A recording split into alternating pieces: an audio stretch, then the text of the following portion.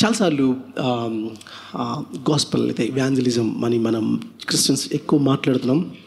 ఒక రకంగా చెప్పాలంటే క్రిస్టియన్స్ మనం లైఫ్ స్టైల్ని ఎలా జీవిస్తున్నామంటే క్రైస్తవం అంటే మతం కాదు మార్గమే అంటాం, కానీ మతం అన్నట్టే జీవిస్తా ఉన్నాం.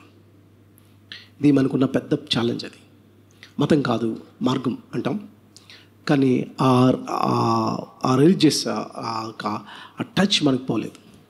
దాంట్లోంచి బయటకు వచ్చి మీరు క్రిస్టియానిటీని మీనింగ్ఫుల్గా కానీ ప్రజెంట్ చేస్తే చాలా మార్పులు మీరు ప్రపంచంలో చూడొచ్చు. సో ఆది సంఘం ఇంపాక్ట్ చేసినందుగా నేటి సంఘం ఇంపాక్ట్ చేయలేకపోవడానికి కారణాలు ఇవే. ఆది సంఘం ప్రభుని చూపించిన విషయం ఏంటంటే ఆయన ఒక మెస్సియాగా చూపించింది. నేటి సంఘం క్రిస్టియానిటీని యేసు ప్రభుని ఎట్లా చూపిస్తుంది అనేది ఒకసారి మనం ఆలోచించాలి. మనకి చాలామందికి యేసు తెలుసు కానీ ప్రభు తెలియదు కదా. ప్రభు అని అంటే ఆయన ప్రభుత్వానికి లోబడ్డం. అందుకని పేతురు రాసిన పత్రికలో అంటాడు, క్రీస్తుని మీ హృదయాల్లో ప్రభువుగా ప్రతిష్ఠించుకోండి. మీ హృదయాల్లో క్రీస్తుని ప్రభువుగా ప్రతిష్ఠించుకోవడం అని అంటే మీ ప్రభు ఎవరు? భారతదేశానికి ప్రభు ఎవరు అంటే మోదీ. ఇది మోదీ రాజ్యం. కానీ దేవుడు పరిపాలించే ఒక రాజ్యం రాబోతుంది, అది దేవుని రాజ్యం. ఆ దేవుని రాజ్యం ఎక్కడి నుంచి స్టార్ట్ అవుతుందంటే అది మీ మధ్యన ఉంది, మీలో ఉంది, అది రాబోతుంది. ఎట్ అండ్ నాట్ ఎట్ అన్న రెండు కాన్సెప్ట్స్లో థియాలజీ మాట్లాడుతుంది. అది ఆల్రెడీ ఆ మూమెంట్ స్టార్ట్ అయిపోయింది. అది ఎట్లా స్టార్ట్ అవుతుంది అంటే ఒక విత్తనంతో చెప్తా ఉన్నాడు. దేవుని రాజ్యం దీంతో పోలిస్తాను, ఒక విత్తనంతో పోలిస్తాను. ఆ విత్తనం చిన్నగానే ఉంటుంది, కానీ దాంట్లో లైఫ్ ఉంటుంది. అది పెద్దదయ్యి దాంట్లోంచి వేర్లు ఏ స్థాయికి వచ్చేస్తాయి అంటే ఒక బిల్డింగ్స్ని కొలాప్స్ చేసి అంత స్థాయిలోకి వచ్చేస్తాయి. అంత స్థాయిలో కింగ్డమ్ ఎస్టాబ్లిష్ అవుతూ ఉంటుంది. కానీ మనము మెస్సియా అనే కాన్సెప్ట్ చాలాసార్లు నాకు అనిపిస్తుంది మనకంటే అన్ని జనులకు అర్థమైందేమో అనిపిస్తుంది కొన్నిసార్లు. ఎందుకు అంటే నేను అంబానీ యొక్క ఒక అవార్డ్ ఫంక్షన్ చూస్తూ ఉన్నాను. చాలా సెలబ్రిటీస్ అందరూ కూర్చున్నారు. ఈవెన్ దేర్ ఇస్ అంటే మీరు ఫిల్మ్ బాలీవుడ్ యాక్టర్స్ ఉన్నారు, సచిన్ టెండూల్కర్ ఉన్నారు. వీళ్ళందరూ ఉన్నప్పుడు best hero of the social service award auto రాజాకి ఇస్తారు. Auto Raja is like a man. ఏంటంటే మదర్ తెరీసా అలాగే ఇప్పుడు బెంగళూరుకి ఒక మదర్ తెరీసా ఎవరు ఉన్నారంటే అది auto Raja. So auto driver తను చేసిన మినిస్ని తన్ని కొనియాడుతూ తన పబ్లిక్ స్టేజ్ మీదకి ఇన్వైట్ చేస్తూ ఆ యాంకర్ హోస్ట్ ఆ హీరోయిన్ అనుకుంటా తను ఇంట్రొడ్యూస్ చేస్తుంది. ఇట్లా ఏమని చెప్తుందనంటే he is a messiah for the destitutes. అరే ఒక సెక్యులర్ పీపుల్కి మెస్సియా అనే కాన్సెప్ట్ అర్థమైంది. He is a messiah for the destitutes. Messiah చేసిన పని ఏంటి? యెషయా గ్రంథంలో ఏం మాట్లాడుతున్నాడు? మెస్సియా ఏం చేస్తాడు అని అంటే ఇదిగో దీనులకు సువార్త ప్రకటించడానికి, చెరసాల్లో బందీలుగా ఉన్న వాళ్ళని విమోచించడానికి, చీకటిలో ఉన్న వాళ్ళని వెలిగివ్వడానికి, హితవత్సరం పలకడానికి ఈ లోకానికి వచ్చాడు అనేది మీ మెస్సియా. నేను నమ్ముతున్న మెస్సియా కదా. ఈవెన్ ఆ మెస్సియా యొక్క స్పిరిచువాలిటీ ఎలా ఉంటుంది? యెషయా గ్రంథం 58వ అధ్యాయంలో ట్రూ స్పిరిచువాలిటీ గురించి మాట్లాడుతున్నాడు. ఫాస్టింగ్ గురించి మాట్లాడతాడు. మీరు భోజనం మానేసి ఉపవాసం ఉంటే అది కాదు నాకు ఇష్టమైన ఉపవాసం. నాకు కావాల్సిందలా దుర్మార్గులు కట్టిన కట్టులు విప్పుట యెహోవాకు ఇష్టమైన ఉపవాసం. కాడుమాను మోకులు తీయట యెహోవాకు ఇష్టమైన ఉపవాసం. దిక్కులేని పిల్లల్ని ఇంటి చేర్చుకున్నట యెహోవాకు ఇష్టమైన ఉపవాసం. వస్త్రహీనుడిని కనబడినప్పుడు వాళ్ళకి వస్త్రాలు ఇవ్వడం అది యెహోవాకు ఇష్టమైన ఉపవాసం అని ఈ స్పిరిచువాలిటీ అని మాట్లాడుతూ ఉన్నాడు. ఈ ఉపవాసం, ఈ ఫాస్టింగ్, ఈ కింగ్డమ్ మనకు అర్థమవుతుందా?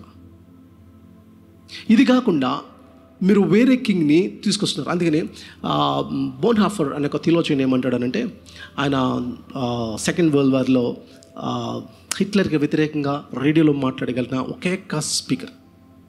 బోన్హాఫర్ థియాలజీ చూస్తే చాలా రాడికల్ థియాలజీ. అది ఆ కాలంలో అమ్మాయిని కొంతమంది క్రిస్టియన్స్ సరిగ్గా అర్థం చేసుకోలేదు. ఇద్దరు మాట్లాడారు సెకండ్ వరల్డ్ వార్ టైంలో. ఒకటి సిఎస్ లూయిస్, ఇక్కడ ఇంగ్లాండ్ నుంచి మాట్లాడుతున్న అపాలజిటిక్స్ డీల్ చేస్తున్నాడు. ఇక్కడ జర్మన్లో కూర్చొని హిట్లర్కి వ్యతిరేకంగా రేడియోలో ధైర్యంగా మాట్లాడగలిగిన, ఫెయిలెస్గా మాట్లాడగలిగిన ఒకే స్పీకర్ ఇస్ బోన్హాఫర్. సో బోన్హాఫర్ తను రాసిన ఒక బుక్లో ఏమంటాడు, తన్ని హిట్లర్ని చంపే ప్లాన్ కూడా చేస్తాడు. Being a pastor is a theologian, అది గాడ్స్ ఐడియా అంటాడు. సో నేను ఆ జోలికి వెళ్ళట్లేదు, కానీ బోన్హాఫర్ తన ప్రిజన్లో పెట్టినప్పుడు ఒక పౌలు తన సంఘానికి ఎలా అయితే లెటర్స్ రాశాడో అప్పుడున్న సంఘానికి బోన్హాఫర్ అక్కడ కూర్చుని లెటర్స్ రాశారు. ఆ లెటర్స్లో తను ఉపయోగించిన మాట ఏంటంటే కొన్ని కాన్సెప్ట్స్ని ఉపయోగించాడు. ఆ కాన్సెప్ట్ అంటే చీప్ క్రైస్ట్, చీప్ గ్రేస్ అన్న మాటని. మనం ప్రకటిస్తున్న Christ is a cheap Christ, cheap grace and the cheap gospel. అందుకని నేటి సంఘంలో క్రిస్టియానిటీ అనే పేరు వినగానే మన పబ్లిక్లో మీరు వెళ్ళి బయటికి వెళ్ళి క్రిస్టియన్స్ అంటే ఏంటి అని ఇలా పెట్టండి. స్టాండప్ కామెడీలో చేస్తున్న అలెక్స్ అనే ఒక చెన్నై నుంచి ఉన్నవాడు తను చేస్తూ is a being a Christian.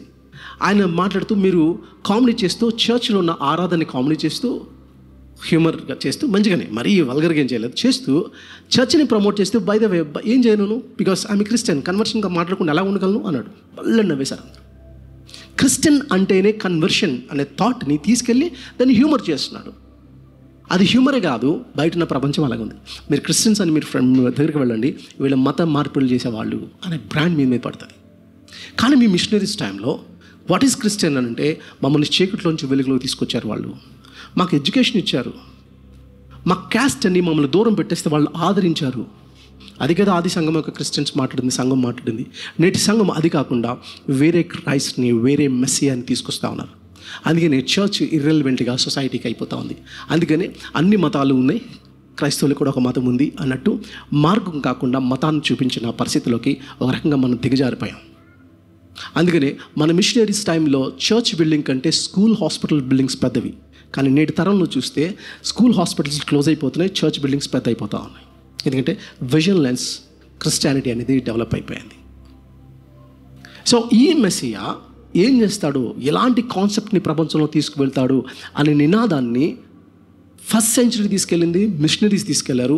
నేటి సంఘం దాన్ని మానేసి నేను చచ్చిపోవాలి, అర్జెంటుగా పరలోకం వెళ్ళిపోవాలి అనే కాన్సెప్ట్తో స్వార్థపూరితమైన ఒక ఇండివిజువల్ సాల్వేషన్ దగ్గర మనం ఏం చేసామంటే గాస్పల్ని లిమిట్ చేసాం. సో గాస్పల్ అది కాదు. God's interest is not for individual for but nations అనేది నీకు ఎప్పుడైతే నీకు అర్థమవుతుందో అప్పుడు నువ్వు పరిగెడతావు. ఈ విషయం మనం గమనించాలి. కాబట్టి పాల్ ఈరోజు మనం చదువుకున్న యాక్ట్స్ ఆఫ్ అపోస్టిల్ మనము 14వ అధ్యాయంకి వచ్చాం. 14వ అధ్యాయంకి వచ్చినప్పటికీ ఇక్కడ ఇది చాలా స్పష్టంగా మనకి కనబడుతుంది. 14వ అధ్యాయంలో మీరు చూస్తే మొదటి కొన్ని వచనాలు మనం చదువుకోవడానికి ప్రయత్నం చేస్తాం. మనము అపోస్టిల్ కార్యాలు లాస్ట్ వీక్ 13th చాప్టర్ మనం క్లోజ్ చేసుకున్నాం. ఒకవేళ ఎవరైనా మిస్ అయితే దాన్ని లాస్ట్ వీక్ ఇది టాక్లో ఉంటుంది, యూట్యూబ్లో ఉంటుంది, కాబట్టి మీరు వెళ్ళొచ్చు. సో 14th చాప్టర్కి వచ్చినప్పుడు అక్కడున్న మాట ఇకోనియా నుంచి కొంతమంది వచ్చారు. ఇకోనియాలో జరిగింది ఏమనగా వారి కూడి యూదుల సమాజమందులో ప్రవేశించి తేటగా బోధించినందున అనేకులు యూదులు గ్రీసు దేశస్తులు విశ్వసించరు. ఈ మాటలు చూడండి. సో పాల్, బర్నబా ఇప్పుడు వీళ్ళు వెళ్తూ ఉన్నారు. అసలు పాల్ ఇంట్రడ్యూస్ చేసింది ఎవరు? బర్నబా పబ్లిక్లోకి తీసుకొచ్చింది. ఇప్పుడు లీడర్ ఎవరెవరిని ఫాలో అయ్యారు? ముందు పాల్ బర్నబాని ఫాలో అయ్యాడు. బర్నబా చర్చ్లో తీసుకొచ్చి ఇదిగో దీని విషయంలో భయపడొద్దు, దీన్ని యాక్సెప్ట్ చేయండి అని చర్చ్కి తీసుకొచ్చాడు.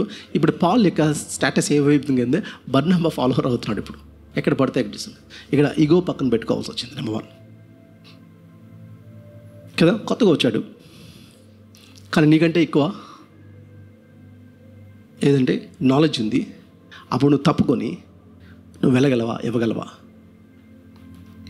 లేకపోతే జాన్ ది బ్యాప్టిస్ట్ లాగా నువ్వు ఎదురు చూస్తున్న మెస్సే నువ్వే అంటే అని అనకుండా కొంచెం ఆగి నేను కాదు అని ఒప్పుకొని కదా అది చేసి ఈరోజు మనం చదువుకున్న పాటలను కూడా మేము మా దేవుళ్ళు మీరే అంటే వీళ్ళ వస్త్రాలు చింపుకునే స్థాయిలోకి వచ్చారు. మీకు ఘనత ఇచ్చినప్పుడు ఇమ్మీడియట్గా మీరు ఎలా రెస్పాండ్ అవుతారు? సో ఇదంతా అలా యాటిట్యూడ్ని చూడండి. ప్రభు దగ్గరికి వచ్చినప్పుడు వ్యక్తి మారతాడు. ముందు అంటే పర్సనాలిటీలో మార్పులు వస్తాయి, ఇండివిజువల్ సాల్వేషన్ స్టార్ట్ అవుతుంది, అక్కడి నుంచి స్టార్ట్ అవుతుంది, అక్కడితో ఆగిపోదు. సో ఇండివిజువల్ సాల్వేషన్ దగ్గర మనం ఆగిపోయి ఏం చేస్తున్నామంటే రిడీమ్డ్ మ్యాన్, రిడీమ్డ్ సొసైటీని బిల్డ్ చేయాలనే కాన్సెప్ట్ దగ్గర మనం మిస్ అయ్యాం. నేను విమోచింపబడ్డాను అంటే విమోచింపబడిన సమాజం, విమోచింపబడిన ఇన్స్టిట్యూషన్స్ కావాలి. ఎస్ఐఎం సిస్టర్ మాట్లాడుతూ ఒక మాట అన్నారు, ఏంటంటే జక్కయ్య ప్రభుని నమ్ముకున్న తర్వాత ఏం చేశాడట? ఫుల్ టైం మినిస్ట్రీ వస్తాను ప్రభా అని సంచేసుకుని వెళ్ళిపోలేదంట. ప్రభా నా ఇన్కమ్ ట్యాక్స్ డిపార్ట్మెంట్లో నాకులాగా లంచాలు తీసుకున్న వాళ్ళు చాలామంది ఉన్నారు, కాబట్టి నీ శిష్యుడిగా నేను మారాను, కాబట్టి ఇప్పుడు నీ శిష్యుడిగా నా డిపార్ట్మెంట్ని విమోచించడానికి నేను వెళ్ళి పనిచేస్తాను.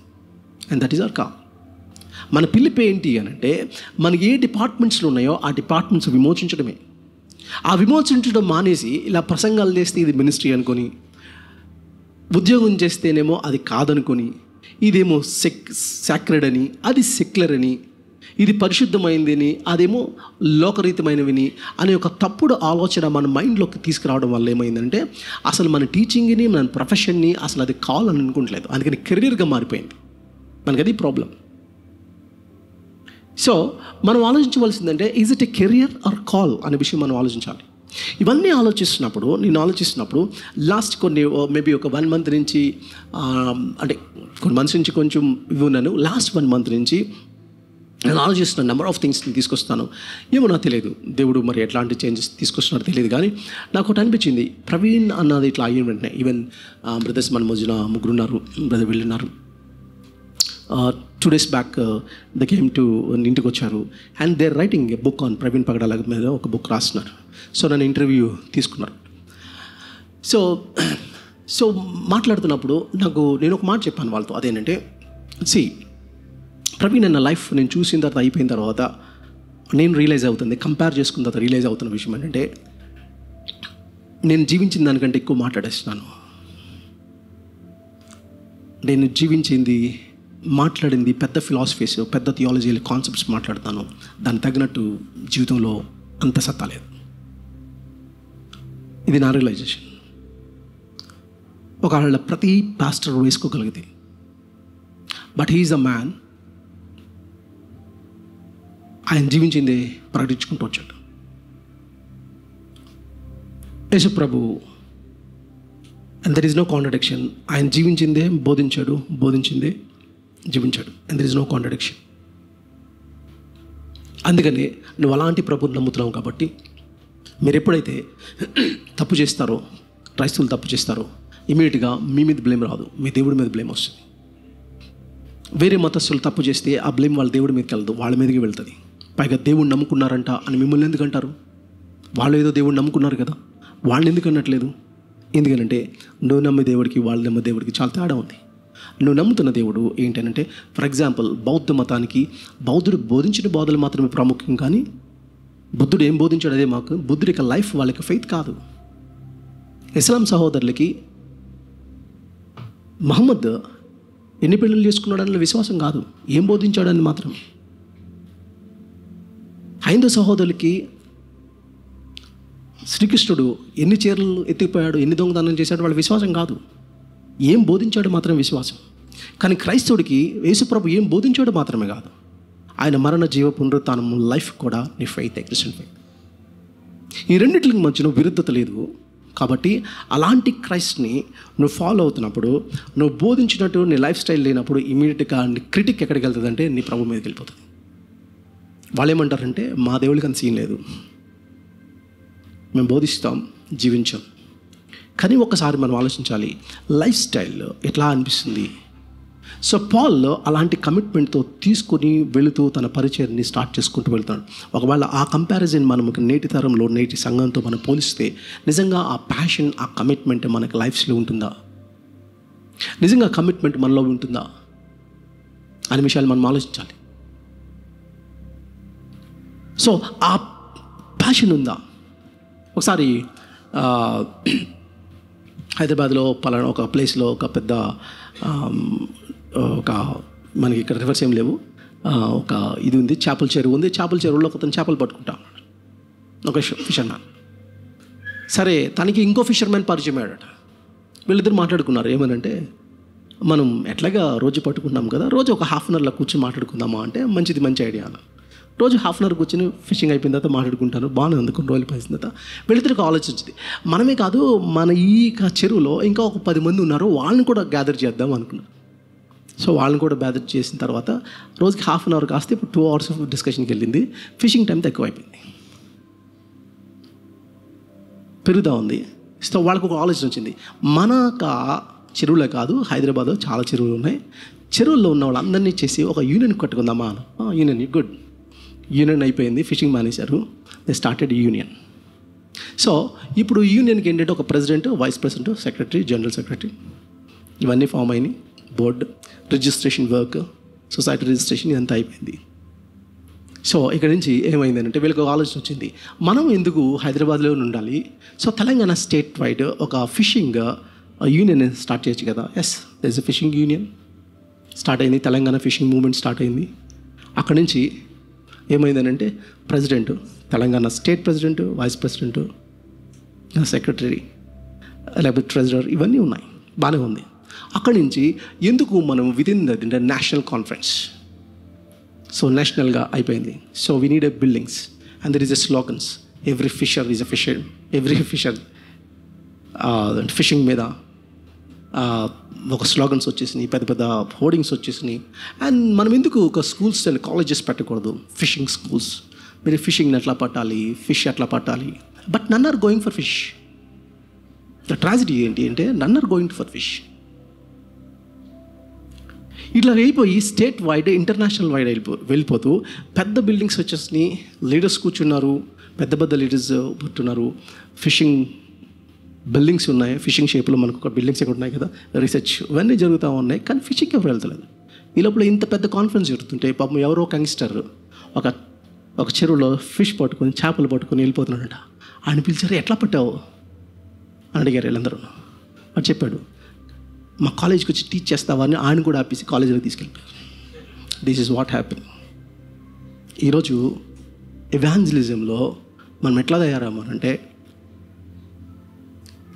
ఏమైందంటే churches, presidents, bishops, buildings, campuses, politics, elections ఇవన్నీ ఉన్నాయి. But there is no evangelism.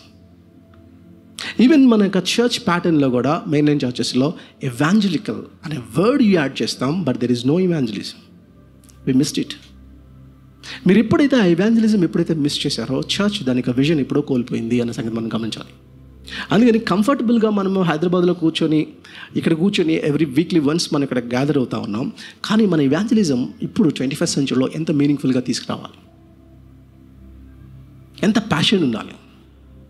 Paul కానీ బర్నబాస్ కానీ వాళ్ళు తీసుకెళ్తున్న మాటలు ఏంటంటే, అక్కడున్న మాట అంటే వాళ్ళు ఇకోలేను జరిగిందేమన్నా వారు కూడి యూదుల సమాజ బంధంలో ప్రవేశించగా తేటగా బోధించినందున అనేకులు అన్నాడు. అక్కడున్న మాట అంటే ఇంగ్లీష్లో మాట అంటే అక్కడున్న మాట స్పోక్ అన్న మాటను ఉపయోగించాడు.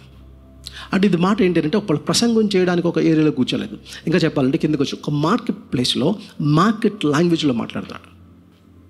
పాల్ మీకు చూస్తే ఏం కనబడుతుందంటే, మనం ఇంతకుముందు వరకు చదువుకున్నప్పుడు పీటర్ కానీ పాల్ కానీ వాళ్ళ యొక్క ఆడియన్స్ జ్యూస్ అనుకోండి. జ్యూస్ వాళ్ళు ఎదురు చూస్తున్న మెస్సియా కాన్సెప్ట్ని ఓల్డ్ టెస్ట్మెంట్స్ నుంచి యాడమ్, అబ్రహాం, డేవిడ్ వీళ్ళందరినీ ట్రేస్ చేసుకుంటూ వచ్చి ప్రసంగాన్ని ప్రజెంట్ చేశారు. కానీ ఇప్పుడు జెంటైల్స్ దగ్గరికి వచ్చారు కాబట్టి అదేమి కాదు, డైరెక్ట్గా పాయింట్ వచ్చారు. యూనివర్స్ని క్రియేట్ చేసిన దేవుడు అనే కాన్సెప్ట్ని తీసుకొచ్చాడు. మీరు 17th చాప్టర్ ఇంకా క్లియర్గా అర్థమవుతుంది. 17th చాప్టర్కి వస్తుంది. సో 17th చాప్టర్కి వచ్చినప్పుడు మీకు చాలా క్లియర్గా అర్థమవుతుంది. కాబట్టి ఇక్కడున్న మాట ఏంటంటే యూదుల యొక్క సమాజ మందిరంలో ప్రవేశించి, అంటే తను మార్కెట్ ప్లేస్లో faith in the public square అలా చేసినప్పుడు అక్కడ ఏమైందంటే అక్కడ 3 రకాల మన ఒక ఉద్యమం స్టార్ట్ అయింది. అదేంటే అవిధేయులైన యూదులు ఒకటి, అక్కడ ఉన్నమాట ఇంగ్లీష్లో ఉన్నమాట అంటే హూ డు నాట్ బిలీవ్, స్టీడ్ అప్ పురుగెల్పారు, తర్వాత పాయిజన్ దేర్ మైండ్స్ పగ పుట్టించారు, వాళ్ళ మనసుల్ని పాడు చేశారు. సో ఈ 3 కాన్సెప్ట్స్ మనకి ఈ నేటి తరంలో జరుగుతాయా? ఒకటి ఏదంటే అవిధేయత, రెండవది పురిగొల్పడం, రెండవది పగ పుట్టించడం జరుగుతున్నాయంటే ఈ మధ్యన మన బోత్ స్టేట్స్లో ఇండియాలో బాగా ఎక్కువ చూస్తాం. పురుగొల్పడం, క్రిస్టియానిటీ అని అంటే ఒక రాంగ్ నోషన్ తీసుకురావడం, పగ పుట్టించడం, లేకపోతే అవిధేయులతో చూస్తుంటాం. అందుకని ఎఫెసీ పత్రికలో 2వ అధ్యాయంలో అదే మీకు ఏం కనబడుతుందంటే అపవాదికి తెలుగులో చాలా బాగుంది. అదంటే ఈ యొక్క అవిధేయులైన వారికి ప్రేరేపించు శక్తికి అధిపతి అంటవాడు అపవాది. అంటే ఇంకా మన టర్మినాలజీలో చెప్పుకోవాలంటే ఆర్ఎస్ఎస్కి హెడ్ ఆడే. అవిధేయులైన వారిని ప్రేరేపించు శక్తికి అధిపతి, వాళ్ళకి అధిపతి. అంటే ఏమవుతుందంటే మూమెంట్స్, రెచ్చిపోయే మూమెంట్స్ని తీసుకోవడం, ప్రజల యొక్క మైండ్ని పొల్యూట్ చేయడం. ఇది ఎవరు చేస్తున్నారంటే ఆది సంఘంలో జరిగినట్టే నేటి సంఘంలో మనం చూస్తాం. కానీ ఆది సంఘానికి నేటి సంఘానికి ఉన్న ఏంటంటే, మీరు ఆది సంఘంలో మీరు చూసినట్టు, అక్కడ మీరు చూసినట్టు మేబీ అలాంటి మెరకల్స్ ఈ కాలంలో అంటే ఎగ్జాక్ట్ మెరకల్స్ మీకు జరగకపోవచ్చు కదా. లేకపోతే ప్రీచ్ చేయగానే వెంటనే రెస్పాండ్ అయ్యి గంతులు వేసుకునే సిస్టమ్ని మీరు చూసుండకపోవచ్చు. కానీ ఒకటైతే చూస్తాం, కొన్ని విషయాలు చూస్తాం. యాక్చువల్గా బ్రదర్స్ వాళ్ళు వచ్చి 2 days బ్యాక్ నైట్కి వచ్చి కూర్చొని మాట్లాడుతున్నప్పుడు, ఇంటర్వ్యూ చేసినప్పుడు నేను అదే అన్నాను. ఏమనంటే, ప్రవీణ్ పగడాల గారిది బిజినెస్ యాజ్ మిషన్. అంటే నేను ఎందుకంటే ఐ వర్క్ విత్ హిమ్ కాబట్టి నాకు తెలుసు. ఎందుకంటే సిస్టర్ కూడా నేను కూడా ఆయనకి సాఫ్ట్వేర్ కంపెనీస్కి వెళ్ళేవాళ్ళం, ప్రీచ్ చేయడానికి పిలిచేవారు అన్న. సో ఆయన మీట్స్ పెడితే మీకు తెలుసు, is a very good scholar. కానీ ఆయన మీటింగ్స్ పెడితే మమ్మల్ని ఇద్దరిని స్పీకర్గా తీసుకెళ్ళేవాడు ఆయన. Is very humble man. మేము లేదా ఆ సాఫ్ట్వేర్ కంపెనీలో చూసినప్పుడు అక్కడ పద్ధతులు కానీ ఇవన్నీ చూసినప్పుడు చూసినప్పుడు మాకు అర్థమైన విషయం ఏంటంటే, business as mission. Business profit based కాదు, బిజినెస్ ద్వారా ఒక కల్చర్ని డెవలప్ చేయడం. ఇది చూడండి, దీన్ని ఏమంటామంటే వర్డ్ బికేమ్ ఫ్లెష్ అంటాం. నేను ఇప్పుడు ప్రసంగం చేస్తున్నాను తెలుసా, దీన్ని ఏమంటామంటే వర్డ్ బికేమ్ వర్డ్ అవుతుంది. ఇది వాక్యంలాగా వస్తుంది. వాక్యము క్రియల్లోకి వచ్చి, సిస్టంలోకి వచ్చి, యాక్షన్స్లోకి వచ్చి, శరీరం వేసుకుని రావడం అంటే ఏంటంటే స్టార్టప్ బిజినెస్. అది క్రిస్టియన్ వాల్యూస్తో. నేను 1 hour కూర్చొని ఇక్కడ కూర్చొని వీక్లీ వన్స్ కూర్చొని ఒక 1 hour నేను వల్ల నీ పొరుగు వాడిని ప్రేమించు అని నేను చెప్పేదానికి, నేను ఒక కాలేజ్ కానీ ఒక ఇన్స్టిట్యూషన్ కానీ హాస్పిటల్ కానీ పెట్టి నా కింద కొంతమంది ఎంప్లాయీస్ని పెట్టుకొని నిన్ను వల్ల నీ పొరుగు వాడిని ప్రేమించని ప్రాక్టికల్గా రోజుకి 8 hours ప్రాక్టికల్గా టీచ్ చేసేదానికి చాలా తేడా ఉంటుంది. ఎక్కడ నేను ఇంపాక్ట్ చేస్తానంటే అక్కడ ఇంపాక్ట్ చేస్తాను, ఇక్కడ కాదు. సో బిజినెస్ యాజ్ మిషన్ అంటే అర్థం ఏంటంటే, క్రిస్టియన్ వాల్యూస్తో దేవుడు ఒక వ్యక్తిని అలా చూడమన్నాడు. ఒక లీడర్ తన శిష్యుల యొక్క పాదాలు కడగడం చూపించగలవా? ఒక బాస్గా ఉండి తగ్గించి ఉంచి వాళ్ళతో కూర్చొని సమానంగా కూర్చోగలవా? గురువు తిన్న తర్వాత శిష్యుడు తినాలి కదా భారతదేశం కల్చర్లో. లేకపోతే భర్త తిన్న తర్వాత ఆ ప్లేట్లో భార్య తినాలి కదా భారతదేశం కల్చర్లో. నువ్వు సెకండ్ జెండర్ కదా. ఇది కదా కాన్సెప్ట్స్.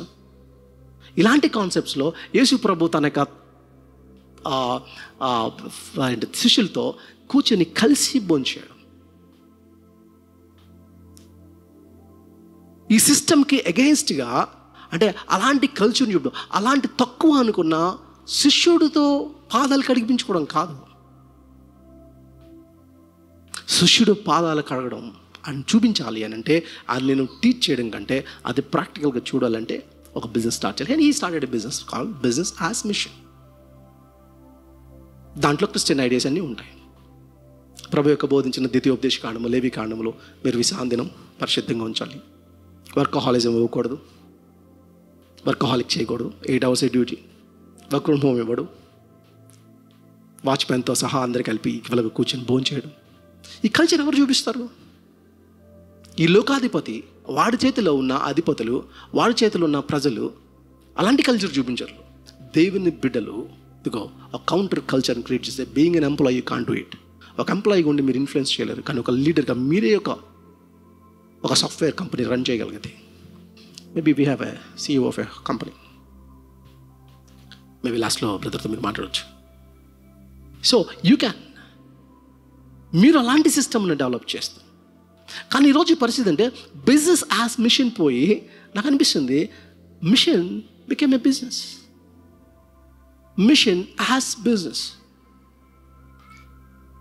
మిషన్ని మనం బిజినెస్ చేసేస్తున్నామేమో. పాల్కున్న గోల్, దీని వెనకాల తనకు మోటో ఇస్ వెరీ సింపుల్, మెస్సియాని ప్రపంచానికి ఇంట్రడ్యూస్ చేయాలి. మెస్సియాని ప్రపంచానికి ఇంట్రడ్యూస్ చేయాలి. ఆ ఇంట్రడ్యూస్ చేయడానికి తను ఎంత పాటుపడ్డాడో మనం చూస్తూ ఉంటాం. అందుకని మేబీ ఎర్లీ చర్చ్, ఎర్లీ డిసైపుల్స్కున్న ప్యాషన్ మనలో లేదు. ఎందుకంటే ఆ మెస్సియా యొక్క ఇంట్రెస్ట్, మెస్సియా గురించిన కాన్సెప్ట్స్ నాకు అర్థం కానప్పుడు నేను పరిగెట్టలేదు. ఎందుకంటే అందరూ పరిగెడుతున్నారు కాబట్టి నేను పరిగెట్టడమే, అదే కదా. విజన్ ఉండదు. మీరు ఊహించండి ఒకసారి, ఎర్ర సముద్రం పాయలుగా చేసిన కాన్సెప్ట్ మీకు తెలుసు కదా. ఎంతమంది వెళ్ళి ఉంటారు? లాస్ట్ నైట్ అటు చెప్తాను, ఎవరో అనిష్తో అంటాను డ్రైవ్ చేస్తూ నేను చెప్తాను, ఎంతమంది ప్రయాణమయ్యారు? ఎన్ని లక్షల మంది? 40? ఎన్ని ల్యాక్స్? కొన్ని లక్షల మంది వెళ్తున్నారు. అంతమంది లక్షల మంది వెళ్ళాలంటే ఎంత డివైడ్ అయి ఉంటుంది? ఈ లెవెల్ డివైడ్ అయి ఉంటుందా? ఎర్ర సముద్రం ఆల్మోస్ట్ హైదరాబాద్లో హాఫ్ పాపులేషన్ వెళ్ళాలి అంటే ఎంత డివైడ్ అవ్వాలి? ఈ రోడ్ అంత సరిపోతుందా మనకి? అది సరిపోదు. కనీసం 4 to 5 kilometers డివైడ్ అవ్వాలి. 4 to 5 kilometers గ్రూప్ వెళ్తున్నప్పుడు, అది కూడా కింద కూడా మళ్ళీ 6 నెలల ఫామ్ అయిపోయింది. గ్రూప్ ఫామ్ అయినప్పుడు ఇప్పుడు ఇటున్నవాడికి ఇటున్న వాళ్ళకి, ముందు ఉన్నవాడు వెనుకున్నవాడు వాటర్ చూస్తాడు, మధ్యలో ఉన్న వాటర్ చూసుంటాడా? ఆడు నడుస్తాడు, వీడు నడిచిపోయాడు అంతే. అందరు నడిచిపోయాడు అంతే కదా. వీళ్ళు దాటిపోయిన తర్వాత ఏమనుకుంటారు? ఎర్ర సముద్రం దాటేసాము అని ఈడంటాడు, ఎక్స్పీరియన్స్ చేసినాడు. మిగతా వాళ్ళు దాటామంట ఈడు చెప్పాడు కదా, ఫాలో అయిపోయారు అంతే. చూడలేదు విజన్, అందుకే వాడు ఎక్స్పీరియన్స్ లేదు. చాలామంది క్రిస్టియన్స్కి ఇదే ఎక్స్పీరియన్స్. అదంటే ఎక్స్పీరియన్స్ లేకుండా, క్రైస్ట్తో వ్యక్తిగతమైన సంబంధం లేకుండా ఏమవుతుందంటే, ఆడవిడ ఫాలో అయ్యారు, నా ఫాదర్ ఫాలో అయ్యారు, నేను ఫాలో అవుతున్నాను అంటే బయాలజికల్ క్రిస్టియన్స్ డెవలప్ అయిపోయాం. అదేనా? సో యాక్చువల్గా అనుభవం, ఆ ఎక్స్పీరియన్స్ని ఎంతమంది చూసుకుంటారు? మనకు లేదు ఆ ఎక్స్పీరియన్స్. లాస్ట్ టైం నాకు మేబీ హీస్ వాచింగ్, కిరణ్ నుంచి ఒక డాక్టర్ తెలుసు, జై ఫోన్ చేశాడు, జైశీల్, వీళ్ళు కొంతమంది తెలుసు. నాకు ఫోన్ చేసి తను అన్న మాట అంటే, అన్న నేను ఒక విజన్తో ఇక్కడికి వచ్చాను, టు స్టార్ట్ ఒక మిషనరీ హాస్పిటల్ని మేము ఇక్కడ ఇండియాలో స్టార్ట్ చేయాలని వాళ్ళు వెళ్ళారు, కెనడా వెళ్ళారు. దానికోసం డబ్బులు సంపాదించడానికి ట్రై చేస్తాను. తన విజన్ ఒకటే, ఇప్పుడు విజనరీ హాస్పిటల్ పెట్టాను. నేను రాజమండ్రిలో ఏమైనా మిషన్ హాస్పిటల్ క్లోజ్ అయిపోయిన హాస్పిటల్స్ కూడా అడిగానండి, కొన్ని మీ చర్చకు వచ్చి అడిగాం. మరి ఇది ఇస్తున్నారో లేదు మాకు తెలియదు, కానీ రాజమండ్రిలో కొన్ని చర్చెస్ని అడిగాం. ఎందుకంటే వాళ్ళు వచ్చినప్పటికీ వాళ్ళు 7 yearsలో వచ్చేస్తారని, ఇప్పుడు 2 years అయిపోయింది, ఇంక 5 years వాళ్ళు వస్తారు. ఈ లోపల హాస్పిటల్ చేసి పెట్టాలి వాళ్ళకి. తను నాతో పెట్టినప్పుడు తన కజిన్స్ ఏదంటే కెనడాలో వాళ్ళు ఉంటూ వాళ్ళన్నమాట ఏంటంటే, వాళ్ళు ఆఫీస్ మానేసి ప్రమోషన్స్ కూడా తీసుకోకుండా చర్చ్ కోసం ఒక ప్లేస్లో ఉండిపోయి చర్చ్లో సేవ చేస్తున్నారు. అంటే చర్చ్ అంటే సాఫ్ట్వేర్ ఇంజనీర్సే, ప్రమోషన్స్కి వెళ్ళలేదు, ఏం లేదు, ఆ చర్చ్లో ఉండి ది క్లీనింగ్ ఎవ్రీథింగ్. తిన మాత్రం ఏం చేశాడంటే, ఆ రోజు సండే సర్వీస్ తనకి వర్క్ చేయడం వల్ల ఈవినింగ్ సర్వీస్కి వెళ్తే, ఈవినింగ్ సర్వీస్ ఉంది దానికి వెళ్తాడు. మార్నింగ్ సర్వీస్లో వర్క్ చేస్తే కొన్ని ఎక్కువ డబ్బులు వస్తాయి. ఇప్పుడు దానికి వెళ్తున్నాను అన్న, ఇప్పుడు చెప్పండి దీన్ని తప్పంటారా? నేను కాదన్నాను, ఎందుకంటే నువ్వు ఆల్రెడీ ఈవినింగ్ సర్వీస్కి వెళ్తావు. సో నీ మోటో ఏంటి? బిజినెస్, డబ్బులు ఫర్ మిషన్, అందుకే సంపాదిస్తాం మోటో కదా. అప్పుడు తను అన్న మాట ఏంటంటే, ఇదే విజన్ ఎవరికి, వీళ్ళకి ఎందుకు లేదు, నా కజిన్స్కి ఎందుకు ఉండట్లేదు, వాళ్ళకి ఎందుకు అర్థం కావట్లేదు, వాళ్ళు ప్రమోషన్స్ కూడా తీసుకుంటలేదు అన్న. ఏమంటున్నారంటే, చర్చ్లో చీపురు పట్టుకొని తోడవడం సేవ అనుకుంటున్నారు. ఇది మనకు అర్థమైన భక్తి, ఇదే కదా మనకు అర్థమైన భక్తి. ఎందుకు ఆ విజన్ చూడలేకపోతున్నారు? నేను చూడగలిగిన విజన్ వాళ్ళు ఎందుకు చూడలేకపోతున్నారు అంటే, నేను ఒక మాట అన్నా, నేను ఒక స్టోరీ చెప్పాను. అదేంటంటే, ఒక కుక్క ఒక పిల్లిని తరుముతుంది. అయితే వెనకాల 10 కుక్కలు పడ్డాయి. మొత్తానికి దొరకలేక పిల్లిని మొత్తానికి ఒకటి డ్రాప్ అయిపోయింది. మొత్తాన్ని ఫైనల్ మొదలు ఒక కుక్కలు పట్టుకుంది ఆ పిల్లిని. మిగతావి 10 డ్రాప్ అయిపోయింది, ఒకటే పట్టుకుంది. ఎందుకో తెలుసా అని అడిగా. తెలియదు అన్నాను. యాక్చువల్గా పిల్లిని చూసి నాకు ఓకే, మిగతాది ఇది పరిగెట్టిందని పరిగెట్టి.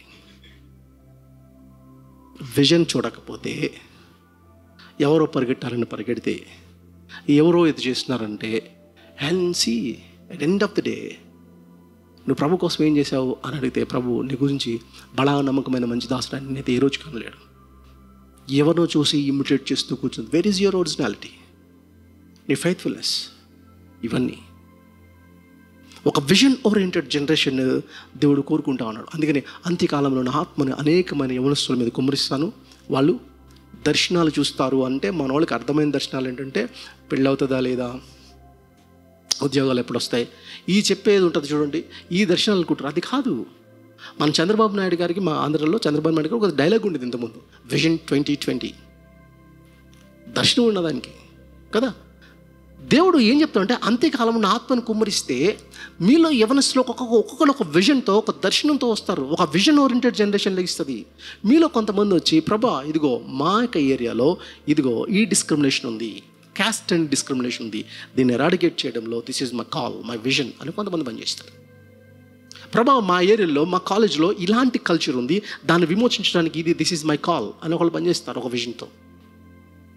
ప్రభా మా కాలేజ్లో ఇదిగో, లేకపోతే ఈ ఏరియాలో పాన్లో ఇది విపరీతం అయిపోతుంది, దీన్ని రిడీమ్ చేస్తాను అని ఒక్కొక్కరు ఒక విజన్తో బయటకు రావడం. Vision oriented generation. పెద్దలు కలలుగంటారట. ఎలాంటిదంటే ఒక బెటర్ వరల్డ్ కోసం కలలుగంటారు.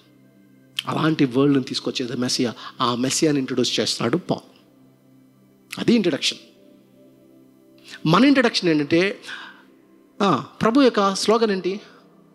దేవుని రాజ్యం సమీపించింది కాబట్టి మారు మనిషి పొందింది. మన స్లోగన్ అంటే నరకం నుంచి తప్పించబడాలంటే యేసుని నమ్మాలి. అప్పుడు నీకు ఏం చెప్పావు? బయటోడు ఈరోజు ఏమడుగుతాడంటే, మీ దేవుడు ఒక సాడిస్ట్ దేవుడు. నువ్వు ప్రజెంట్ చేయడమే ఒక రాంగ్గా ప్రజెంట్ చేసావు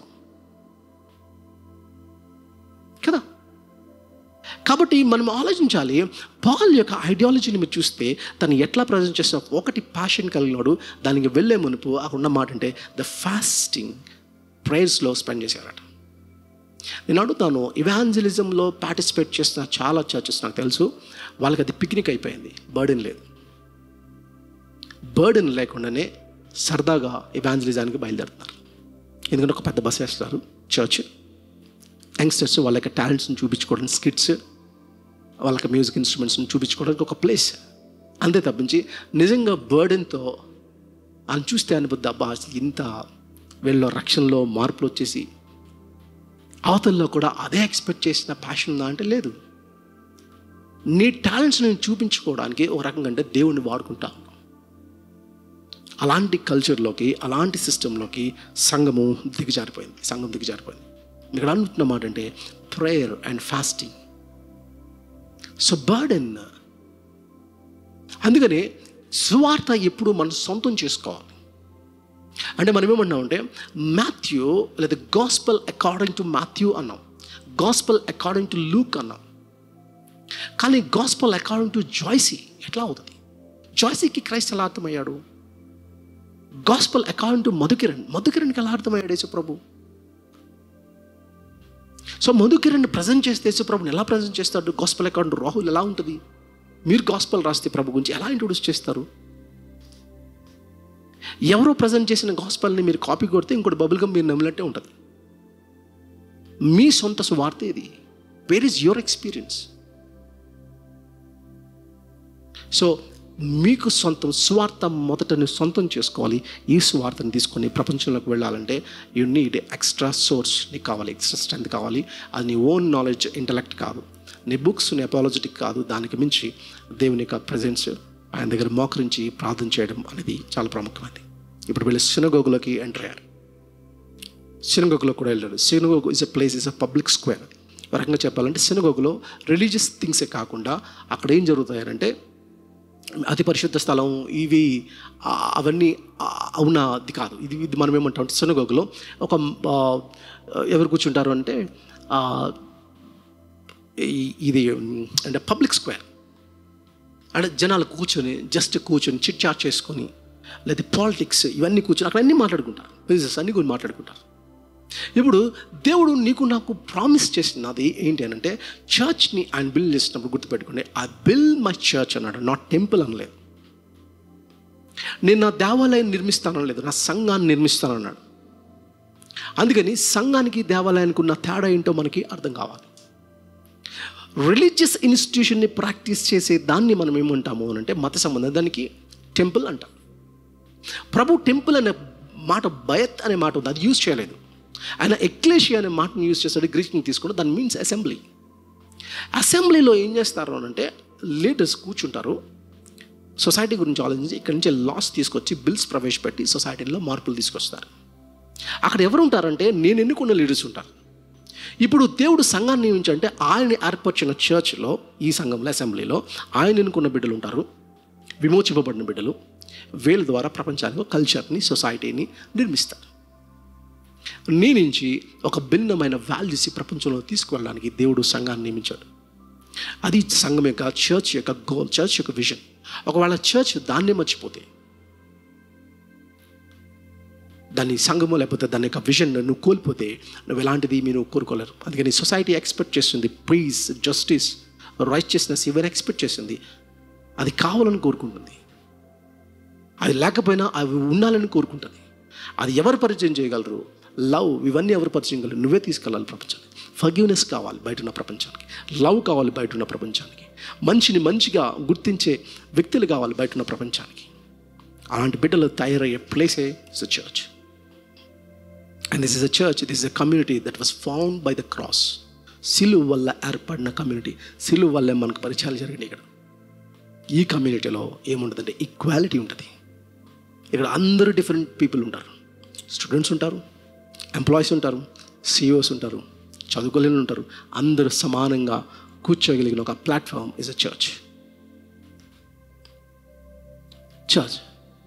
సో ఈ చర్చ్ సొసైటీని ఇన్ఫ్లుయెన్స్ చేయవలసిన పరిస్థితి మనకు కనబడుతుంటుంది.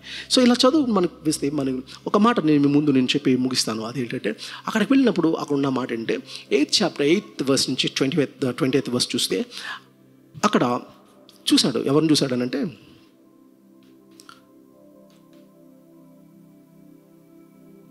మూడవ వచనం. కాబట్టి వారు ప్రభువుని ఆనుకొని ధైర్యంగా మాట్లాడవచ్చు.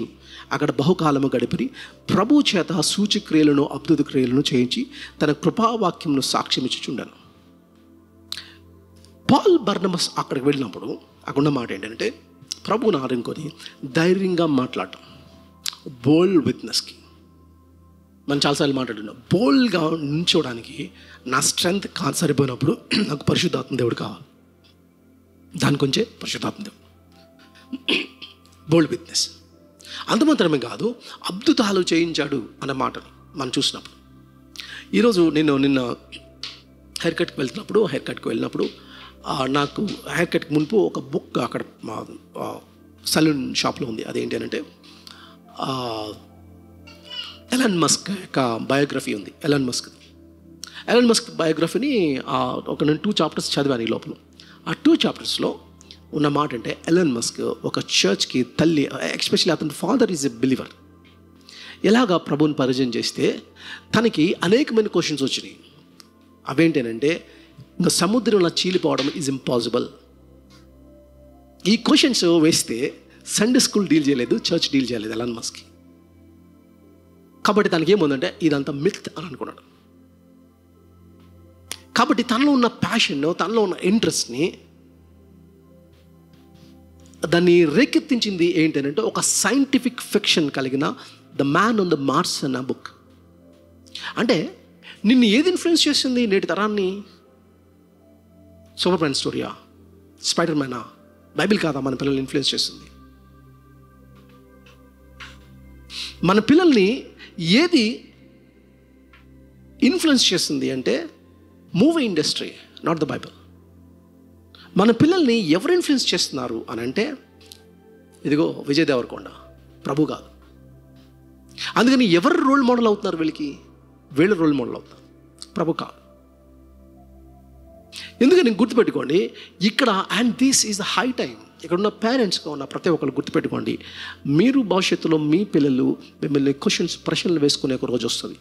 మీ ఫెయిత్ని క్వశ్చన్ చేస్తారు. ఇది ఎట్లాగా ఎలాన్ మస్క్ లాగా.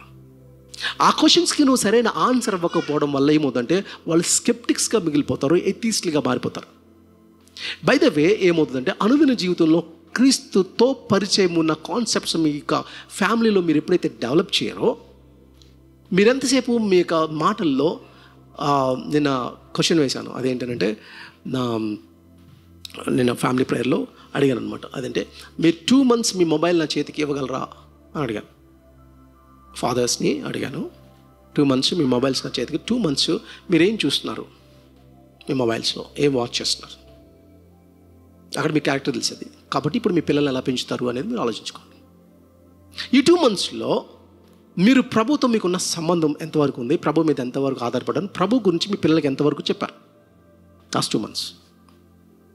ఇప్పుడు అది మీ పిల్లల మీద ఇంపాక్ట్ చేస్తుంది. ఇదేమీ చేయకుండా మీ పిల్లలు మాత్రం బిలీవర్స్ అయిపోవాలని మీరు ఎక్స్పెక్ట్ చేస్తారే, ఎలా ఇన్ఫ్లుయెన్స్ చేస్తారు ఆలోచించండి. కాబట్టి పాల్ ఎక్కడికి వచ్చిన మాట ఏంటంటే, అద్భుతాలు సూచక్రియలు అనే మాటలు చూస్తున్నప్పుడు అద్భుతాలు అనేది ఇంపాసిబుల్ అనేది స్కెప్టిక్ లేకపోతే 21st centuryలో ఇది సైంటిఫిక్ వరల్డ్ ఇది ఇంపాసిబుల్ అన్నప్పుడు, and you are here to defend our Christian faith. మీలో ఉన్న నిరీక్షణ కూర్చి హేతు అడుగుతున్న వాళ్ళకి సమాధానం చెప్పడానికి సాత్వికంతో ఎల్లప్పుడూ సిద్ధంగా ఉండండి అంటాడు పేతురు రాసిన పత్రిక.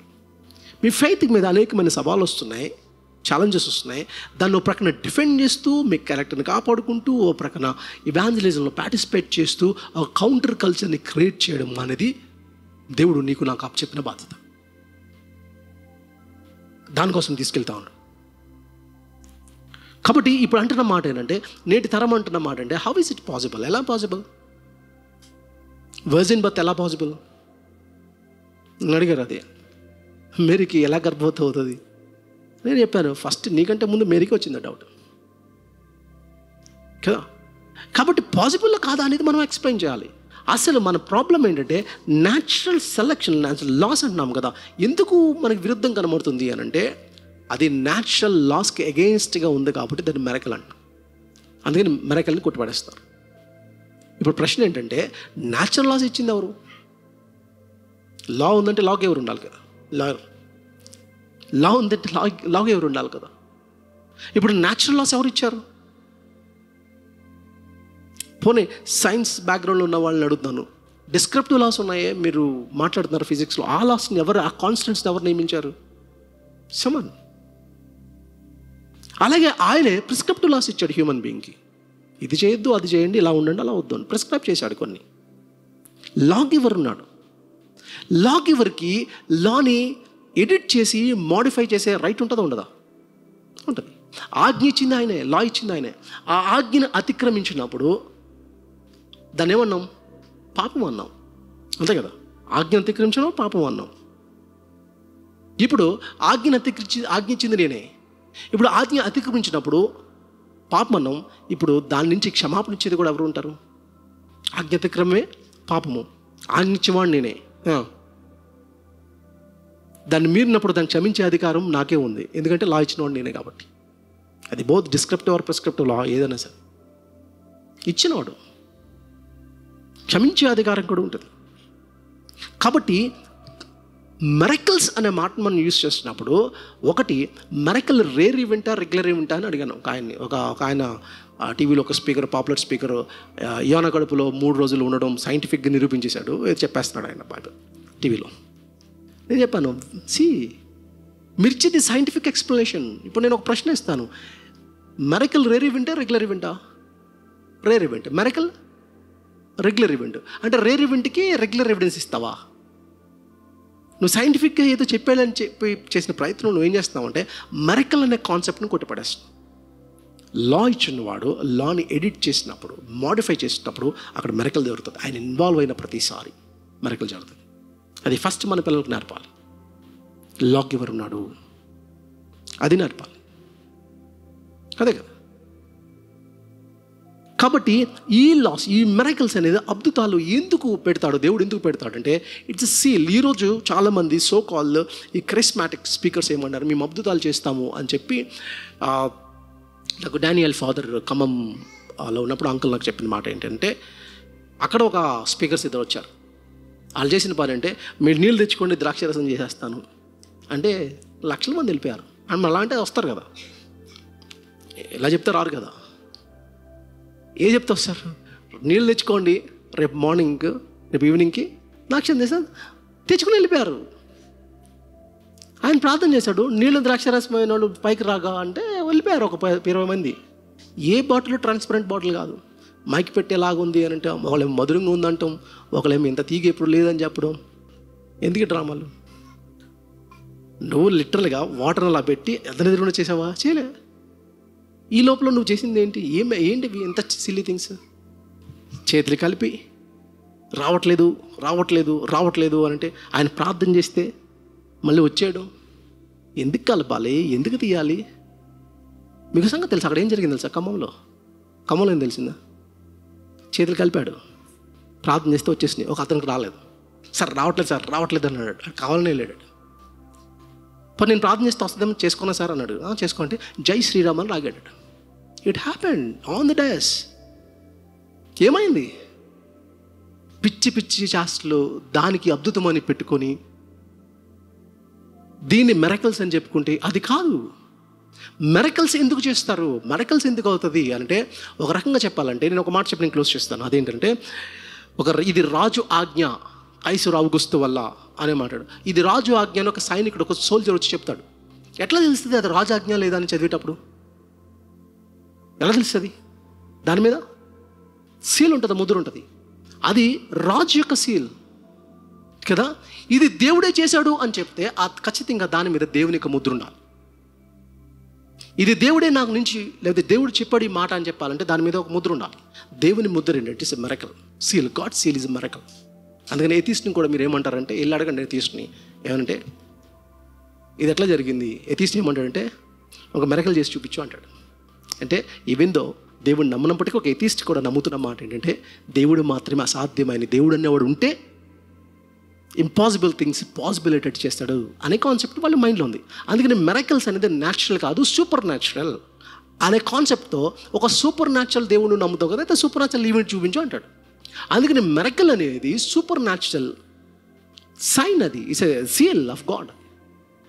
ఒక వ్యక్తి నా దగ్గరికి వచ్చి ఇది దేవుడు నీకు చెప్పమంటున్న మాట అని చెప్పాలంటే ఆ వ్యక్తి మీద దేవుని యొక్క సీల్ ఉండాలి, మిరకల్ చేసి ఉండాలి. ఆ మిరకల్కి హిస్టారికల్ బేస్ ఉండాలి. ఏది పడితే అది చెప్పేస్తే కాదు. నువ్వేమో మిరకల్ అని చెప్తావు, చెప్పేదంతా తప్పుడు బోధ. ఇప్పుడు దాన్ని మిరకల్ అని ఎలా అంటావు కదా. సో మిరకల్స్ నేను డినై చేయట్లే, కానీ మిరకల్స్ పేరున జరుగుతున్న తప్పుడు బోధల గురించి మాట్లాడుతున్నాను. ద మిరకల్ ఏం చేస్తుంది అని అంటే నీ బోధని స్ట్రెంథన్ చేస్తుంది. ఒక రకంగా చెప్పాలంటే ఈ బోధ ఖచ్చితం అని చెప్పడానికి ఇది చేస్తుంది. ఆ వాక్యం లేఖనానుసారంగా స్క్రిప్చర్కి బేస్ అయి ఉంటుంది. అలా ప్రకటించినప్పుడు దాన్ని అథెంటిసిటీ చూపించడానికి మిరకల్స్ని దేవుడు వాడుకున్నాడు. అలాగా అపోస్తలుని వాడుకున్నాడు. సో అట్లా కన్ఫర్మేషన్ ఇచ్చుకుంటూ వచ్చాడు. ఇది మనం గమనించవలసిన విషయం. అందుకని నేను ఒక మాట మీకు నేను చెప్తాను. అదంటే మనకు నిజంగా ఒకే మాట నేను చెప్పి క్లోజ్ చేస్తాను. అదేంటంటే పౌలు ఇలా మాట్లాడిన తర్వాత ఆ ఊరులందరూ పౌలు మీద పడ్డారట. అదే కదా ఉంది. మన బైబిల్ స్టడీ మెథడ్స్కి అటెండ్ అయిన వాళ్ళందరికీ ఈ బాగా కనెక్టింగ్ వర్డ్స్ అనేది ఒకటి మాట చెప్పినప్పుడు దీని మీద మనం చాలా వర్క్ చేసాం. మీకు గుర్తుందో లేదు? అదేంటిది? 20వ వచనం 19వ వచనం నుంచి 19 నుంచి ఏముంది? అంతియోకు నుంచి ఇకోయి నుండి యూదులు వచ్చి జనసమూహంలో తన పక్షంగా చేసుకొని పౌలు మీద రాళ్ళు రువ్వి అతడు చనిపోయిన అనుకొని పట్టణం వెలుపలికి అతను ఈడ్చిరి. అయితే శిష్యులు అతని చుట్టూ నిలిచి ఉండగా అతను లేచి పట్టణంలో ప్రవేశించి మరునాడు బర్నబాతో కూడా దెర్బయకు బయలుదేరిపోయాను. సో ఇప్పుడు ఈ సీన్ ఊహించండి. ఏం చేశారు వాళ్ళు? దాని ముందు ఏం జరిగింది? వీళ్ళనే వేనస్ మెర్క్యూరీ అని వెళ్ళిన అనుకున్నారు. అలా ఆ 2 దేవతలు, అది అక్కడ ఇంకో పదాలు ఉపయోగించారు. వేనస్ అండ్ మెర్క్యూరీ, ఆ పదాలు కూడా ఉన్నాయి. దేవతలు అనుకున్నారు. వెళ్ళి అద్భుతం చేయగానే వీళ్ళే మేము ఎదురు చూస్తుంది. ఏ దేవుళ్ళు అయితే తప్పు అని చెప్తారో వాళ్ళ దేవుళ్ళనే చేస్తారండి. చేస్తే బట్టలు నింపుకున్నారు.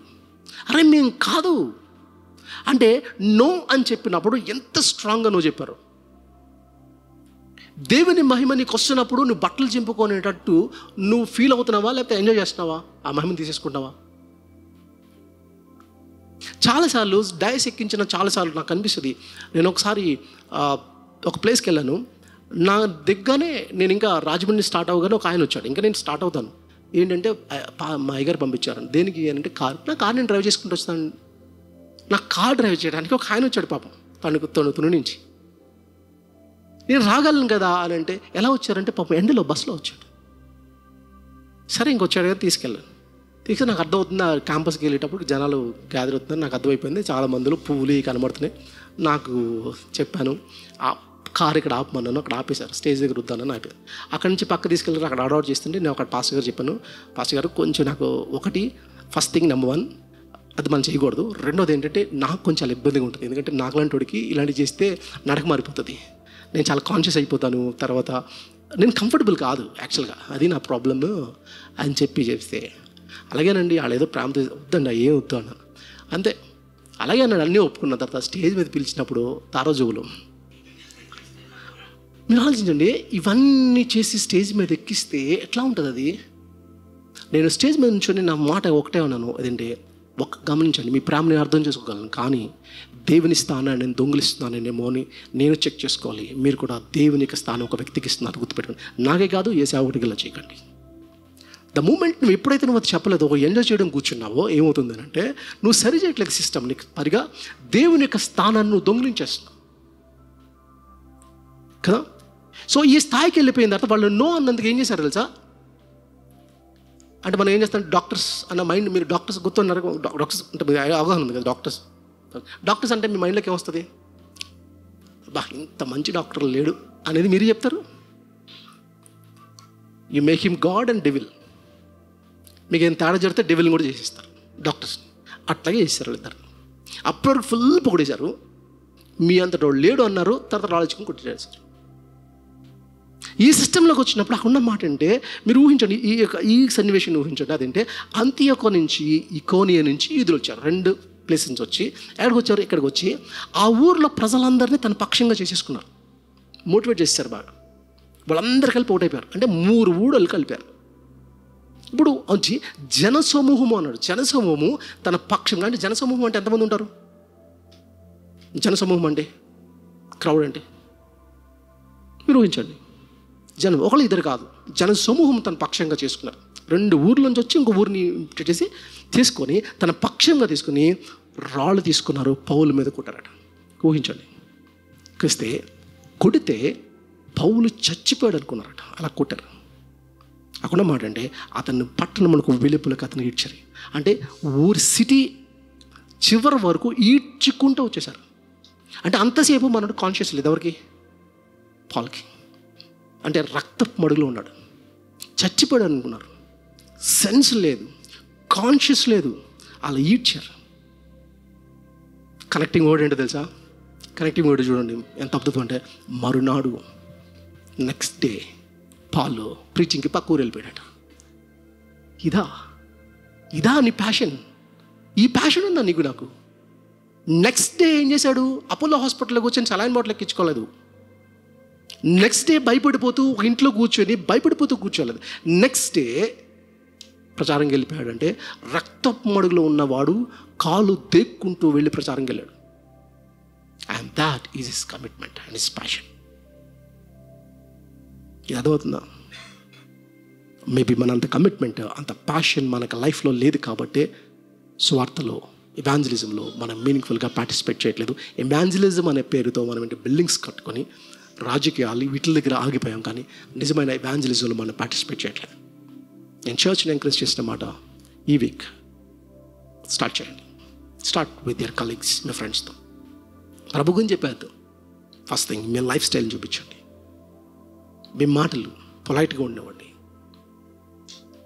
మీ మాటలు గాయపరచుకున్నా మీరు ఎవరికి సారీ చెప్తే సారీ చెప్పేసాను. First call them, I'm sorry, నేను హర్ట్ చేశాను, చెప్పుకుంటూ వచ్చేసాను. ఏం లేదు, ఈగోస్ అన్ని పక్కన పెట్టండి. Take a decision and stand for the lord. దేవుడు మిమ్మల్ని ఉపయోగించుకుంటాడు, గొప్ప కార్యాలు ఈ ప్రపంచంలో చేసుకుంటాడు. కళ్ళు మూసుకుందాం, ప్రార్థన చేసుకుందాం. ప్రేమ గల మా తండ్రి, జీవం గల మా ప్రభా, ఈ కొద్ది కాల సమయంలో మేము మాట్లాడుకున్న ఈ మాటలను బట్టి నీకు వందనాలు.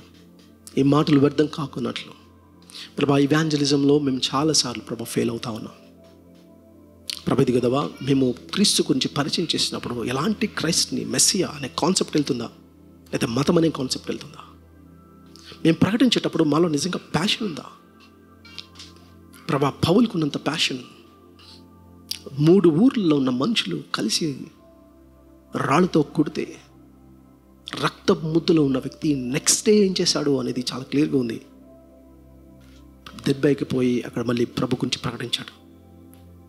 ప్రభు ఇంత బలహీనతలో, ఇంత భయంతో, ఇంత ఆందోళనలో కూడా ప్రభా తన కమిట్మెంట్ మాకు అర్థమవుతుంది. మేబీ మాకు అలాంటి కమిట్మెంట్ లేదేమో, మేబీ క్రీస్తుతో మాకు అంత వ్యక్తిగతమైన సంబంధం లేదు, అందుకనే క్రైస్ట్ మాకు ఇర్రెలవెంట్గా అనిపిస్తున్నాడు. ప్రభా, క్రీస్తుతో వ్యక్తిగతమైన సంబంధాన్ని మాకు పెంచండి ప్రభు. కదవా, మా విశ్వాస జీవితాన్ని మీకు చేతిలో పెడతా ఉన్నాం. దాన్ని అభివృద్ధిపరచబడుతూ ఉన్నాం. ప్రభు నీ వాక్యం యొక్క సత్యాల్లోంచి మీకు మాకు బోధించిన యొక్క సత్యాలు వ్యర్థం కాకున్నట్లు ప్రభు గదవా మీరు మాతో మాట్లాడిన ఈ మాటలను బిడ్డలు ఇక్కడి నుంచి వెళ్తూ ఉన్నారు, ప్రపంచంలోకి వెళ్తున్నారు. ఈ వీక్లో వాళ్ళ కలీగ్స్ని, ఫ్రెండ్స్ని, నైబర్స్ని కలుసుకుంటా ఉన్నారు. నీ గురించి పరిచయం చేయడానికి ఒక ప్లాట్ఫామ్స్ని క్రియేట్ చేసి నడిపించమని మా ప్రభును రక్షకుడైన యేసుక్రీస్తు నామమున అడిగి వేడుకుంటున్నాం తండ్రి. ఆమేన్.